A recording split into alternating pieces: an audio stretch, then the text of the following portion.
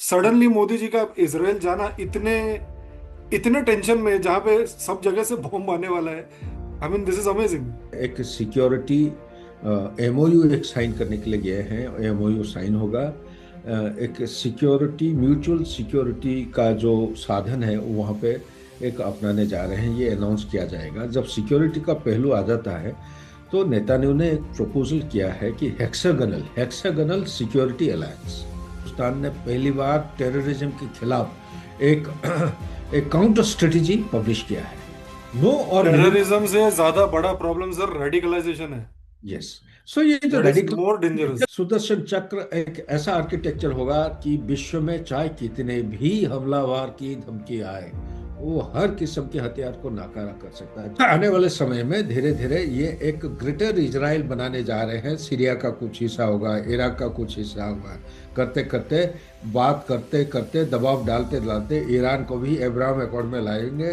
Long term target उनका यही। वंदे मातरम दोस्तों, मैवरिक जियोपॉलिटिक्स के आज के सेशन में आप सबका बहुत बहुत स्वागत है। चैनल को लाइक शेयर और सब्सक्राइब करना मत भूलिए। आज हमारे साथ हैं मेजर जनरल सुधाकर जी, और senior geopolitical and strategic international affairs expert. प्रणाम sir, how are you doing today? Pranam, thank you, Vikas. Always a pleasure to connect with you. I hope your viewers are finding it interesting. और let me extend the dot that we are trying to connect. जहां पे Modi ji is on the visit of Israel, अभी वहां पे जाके उनका मेरे ख्याल से चर्चा यही होगा कि strait of Hormuz, oil, Bharat का security, how things are getting connected. भैया नेतन्याहू जी, आप थोड़ा सा उसको कंट्रोल करके रखो, ज्यादा मत उसको उछालो मुद्दे को। बातचीत करने आओ, या फिर आप अपना पॉइंट बताओ, मैं ईरान के पास जाऊंगा, may be something like that. Is that the agenda? मतलब क्या है इसमें मोदी जी का, सडनली मोदी जी का इसराइल जाना इतने इतने टेंशन में, जहां पे सब जगह से बॉम्ब आने वाला है। I mean this is amazing. बिल्कुल सही सही मुद्दा आपने उठाया है। सडनली तो हम कह नहीं सकते हैं, काफी दिनों से प्लानिंग चल रहा है, क्योंकि नेतान्याहू साहब का हिंदुस्तान में विजिट पिछले साल, पिछले साल तक चलती है। 3 बार उनका विजिट कैंसिल हुआ है, अभी तक आ नहीं पाए हैं। सिक्योरिटी के माहौल, सिक्योरिटी, हाँ। उनके लाइफ के खिलाफ जो थ्रेट है, प्लस जो सिचुएशन है इजराइल के अंदर और आसपास के इलाका में, इसके वजह से वो आ नहीं पा रहे हैं। और तो आपस में कुछ इस तरह बात हुई होगी कि कोई बात नहीं, आपने 3 बार कोशिश कर लिया, मैं एक बार करके आ जाता हूँ। लेकिन टाइमिंग बहुत इंपॉर्टेंट है। या टाइमिंग को अगर आप देखते हैं इसमें चंद एक चीज़ों को मैं तो हाईलाइट करूंगा कि ना केवल इकोनॉमिक डिप्लोमेटिक और पॉलिटिकल स्टेबिलिटी के लिए बात कर रहे हैं। I will be free next 15 minutes, give me 15 minutes. I okay. So ये जो है वहाँ पे सारे पहलुओं को वो उसको मजबूत करना चाहते हैं। एक सिक्योरिटी एमओयू एक साइन करने के लिए गए हैं। एमओयू साइन होगा। एक सिक्योरिटी म्यूचुअल सिक्योरिटी का जो साधन है वो वहाँ पे एक अपनाने जा रहे हैं। ये अनाउंस किया जाएगा जब सिक्योरिटी का पहलू आ जाता है। तो नेतान्याहू ने एक प्रपोजल किया है कि hexagonal hexagonal security alliance. Hexagonal security alliance में अगर आप देखेंगे तो आपको अफ्रीका के कुछ नुमाइंदे हैं, कुछ देश हैं। आपको मिडिल ईस्ट में मिल जाएंगे। आपको हिंदुस्तान एशिया में भी कुछ देश हैं, मिल जाएंगे। और इसी तरह अफ्रीका के ईस्टर्न कोस्ट की तरफ हो सकते हैं, वो भी मिलने का काफी संभावना है। तो इस तरह वो एक टच बेस करके सारे ऐसे देशों को उन्होंने पहचाने हैं ताकि वो अलायंस के नीचे सबको लाया जा सकता है। मैं ये नहीं कह रहा हूं कि पाकिस्तान ने सऊदी अरेबिया के साथ एक म्यूचुअल डिफेंस एग्रीमेंट किया था, उसकी वजह से ये हो रहा है। ये हो रहा है बहुत सारी चीजों को मद्देनजर रखते हुए। आपको हाल ही आज ही अखबारों में छपा है कि हिंदुस्तान ने पहली बार टेररिज्म के खिलाफ एक एक काउंटर स्ट्रेटेजी पब्लिश किया है।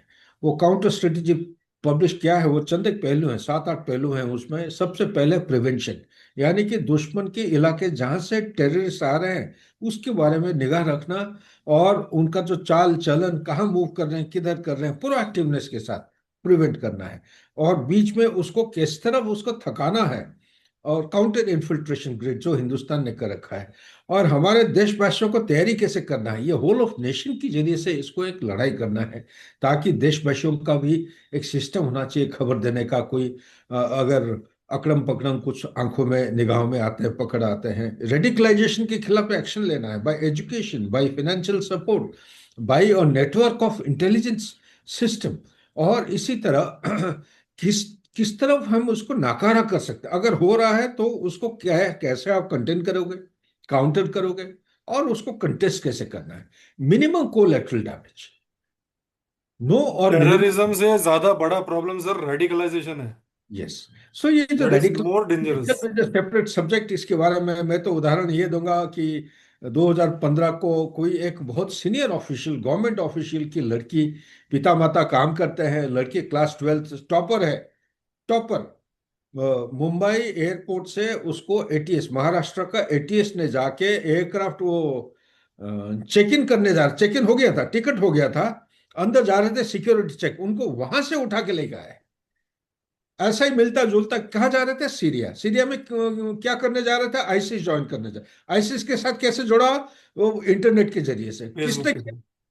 आजकल आईपी एड्रेस इस तरह बन रहे, आप तो खुद ही विद्वान हैं आईपी, आप आईटी एक्सपर्ट है। आईपी एड्रेस को आजकल इस किस्म इस्तेमाल कर रहे हैं, इवन आइडेंटिटी को भी छुपा सकते हैं आप। ठीक है नहीं। सो इसी के साथ साथ 125, 100, मतलब एग्जैक्ट फिगर मुझे नहीं पता है, काफी नंबर है। अच्छे अच्छे स्टूडेंट क्लास 12 के लड़कियों को टारगेट बनाया जा रहा है, अच्छे अच्छे परिवार से। तो ये चीज को थोड़ा आपको देखना पड़ेगा, क्योंकि ये एक हो रहा है। तीसरा चीज, एक अभी ये आर्टिफिशियल इंटेलिजेंस का जो चल रहा है, अभी हिंदुस्तान में समिट हुआ है, इजराइल काफी बढ़ चढ़ कर आगे है, उसको कैसा हम उसको इनकोऑपरेट कर सकते हैं। और सबसे बड़ी बात है कि सुदर्शन चक्र जो हमने प्रधानमंत्री साहब ने 2000 पिछले साल अगस्त, 15 अगस्त को उन्होंने रेड फोर्ट से जिक्र किया था, और इस साल 26 जनवरी को भी काफी जगह से उन्होंने बयान दिया है।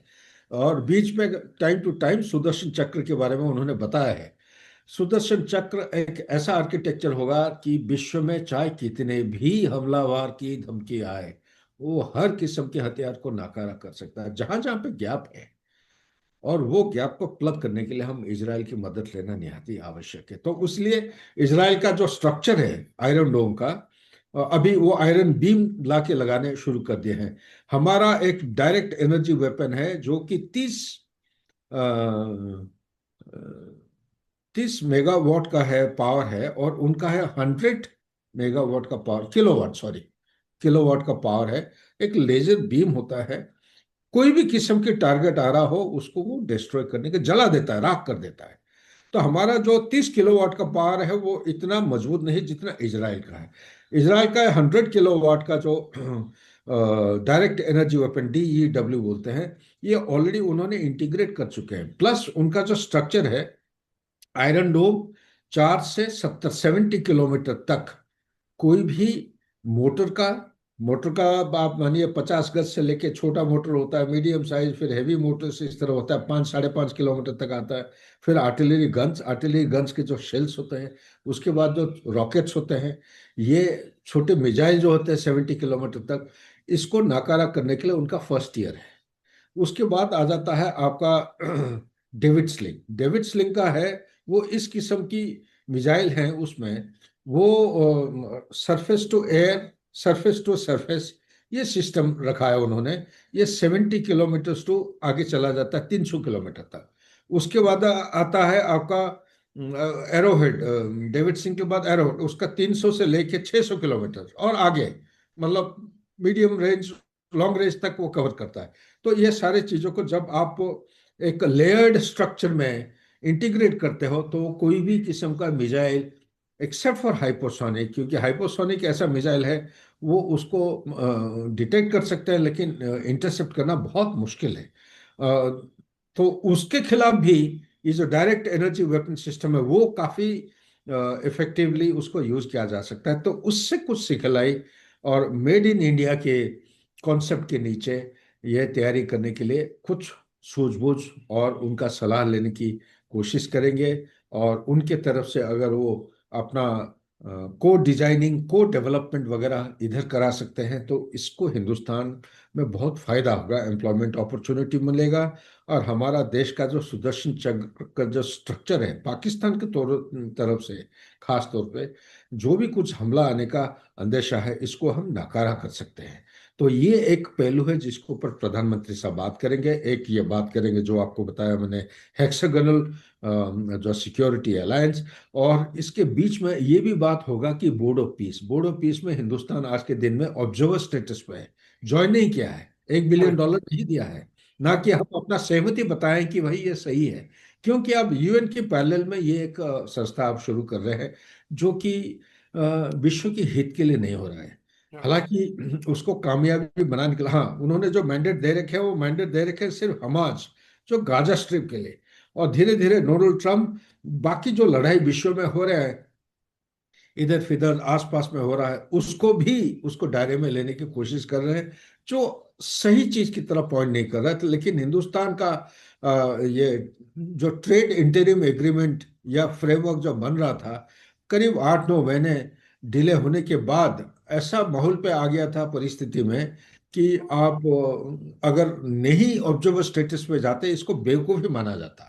क्या मालूम है, हो सकता है कि कोई भी चीज 21st सेंचुरी में जिसको आप गाली गलौज दे रहे हैं, पसंद नहीं कर रहे हैं, हो सकता है कि वो सडनली कुछ टर्न अराउंड हो जाए और काफी असरदायक बन सकता है। तो इसीलिए मैं, मेरे विचार में सरकार ने जो कदम उठाया है वो सही कदम उठाया है।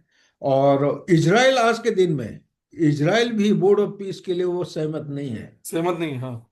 ठीक है नहीं। और उसका बोर्ड ऑफ पीस का इरादा क्या है? बोर्ड ऑफ पीस का इरादा है कि वो जो गाजा में जो पैलेस्टीनियन है वहां पे वो रिवेरा बनाना चाहते हैं, पैलेस्टीनियंस को हटाना चाहते हैं यहाँ से, अलग देश विदेशों में सेटल करना चाहते हैं। जैसे कि आपका वो जगह का नाम मैं भूल रहा हूँ, सोमालीलैंड। सोमालीलैंड एक छोटा सा टुकड़ा एक है जो सोमालिया का हिस्सा होता था। मतभेद होने की वजह से वो ब्रेक अवे एक कंट्री है। आज तो इजराइल इजराइल और यूएई ने इसको रिकॉग्नाइज कर दिया। आइडेंटिटी दे चुके हैं। तो ये आइडेंटिटी को धीरे धीरे अमेरिका बोला होगा, सब कुछ उसी के डायरेक्शन पे हो रहा है। तो वो पैलेस्टाइनियंस को लाके यहाँ पे लोकेट करना चाहते हैं। तो ये बड़ा, जैसे साउथ अफ्रीका में काफी लोग, ज्यादा नहीं तो 1,000-1,500 पैलेस्टीनियन को जोर जबरदस्ती वहां पे ऑलरेडी भेज चुके हैं। साउथ अफ्रीका उसको रजिस्ट करते रहा। तो ये अंडर दिस सर्कमस्टांसेस उनका नया चाल है, यहाँ पे पैलेस्टीनियन को किसी भी हालत में रहने नहीं देंगे, टू नेशन थ्योरी को एक्सेप्ट नहीं करेंगे। इसलिए वेस्ट बैंक के बारे में चर्चा चल रही है। अमेरिका 2-3 बार ऑलरेडी उनका मार्को रूबियो ने बोल चुका है कि नहीं, वेस्ट बैंक को हम एनेक्स करने नहीं देंगे। इजराइल कह रहा है कि हम एनेक्स करेंगे। अब पिछले अगर आप थोड़ा सा घूम के देखेंगे, जो टाइम टू टाइम अलग अलग एग्रीमेंट हुआ है 1967 के बाद जो हुआ है, उसके बाद आपका ओस्लो एकॉर्ड हुआ है 1993 में, और उसके बाद टाइम टू टाइम अलग अलग हुए, उसमें 4 चीजें ऑलरेडी हम वो बता रखा है इजराइल ने, उनसे डिमांड ले रखे हैं। क्या क्या है? एक तो था साइनाई पेनिनसुला, चलो इजिप्ट को दे दिया आपने, हम्म। वो लड़ाई 67 की लड़ाई के बाद।